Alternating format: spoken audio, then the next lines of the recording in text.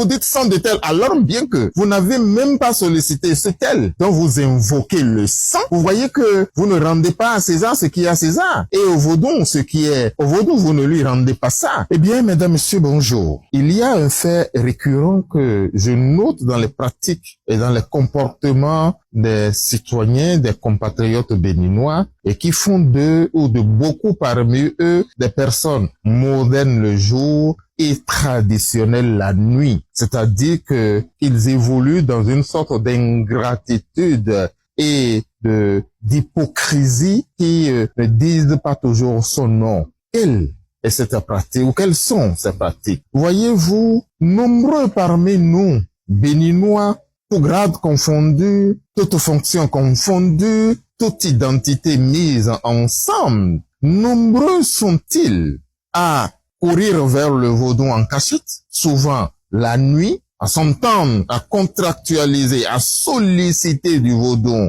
un ensemble de grâces, mais le lendemain, à faire comme si le vaudou est le diable personnifié, à faire comme si le vaudou n'a jamais existé. Mais dans l'homme, derrière les rideaux, c'est de gros consommateurs des prestations du vaudou. Cette manière de faire ressemble à ne pas se méprendre à de l'ingratitude. Voyez-vous, des amis ou des personnes qui vont se lever pour effectuer un long voyage et qui, comme cela se doit dans le monde du vaudou, vont solliciter la grâce d'un bon voyage.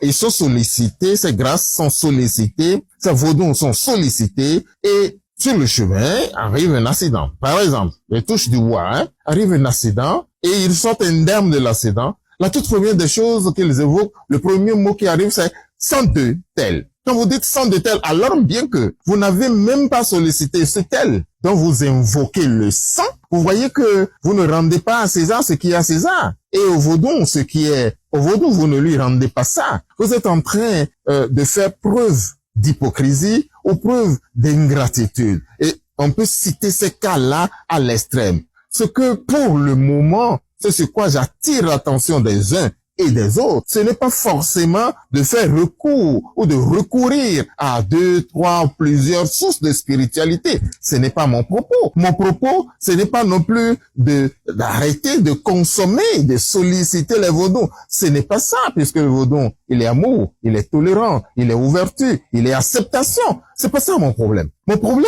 c'est lorsque vous-même vous mettez dans la peau de l'ingrat. Vous savez que vous avez sollicité le vaudou. Le vaudou, vous savez qu'il vous a conféré la grâce, peut-être en surabondance. Et vous vous taisez, et c'est bon, le contrat est bon entre vous et le vaudou. Mais pourquoi, qu'est-ce qui vous prend pour que, publiquement, vous commencez par jeter encore du discrédit sur ce vaudou et par dire ce qu'il n'a jamais été, ce qu'il n'a jamais fait. Et vous le dites publiquement, genre dans une sorte de snobisme ou dans une sorte de m'as-tu vu, non, faut arrêter cette hypocrisie, il faut arrêter cette ingratitude. Personne ne vous demande de dire je suis du vaudou, personne ne vous demande de dire je suis de tel autre Dieu, de tel autre Dieu, mais vous savez en votre fort intérieur ce que vous devez au vaudou, ce que le vaudou vous fait. À défaut de le magnifier publiquement, taisez-vous et comme l'autre, allez votre chemin. Ne revenez pas jeter le bébé et l'eau qui a servi à laver le bébé. Quand vous faites ça, ces grâces, vous les obtiendrez difficilement prochainement. C'est juste un conseil. Faites-en ce que vous voulez. Merci.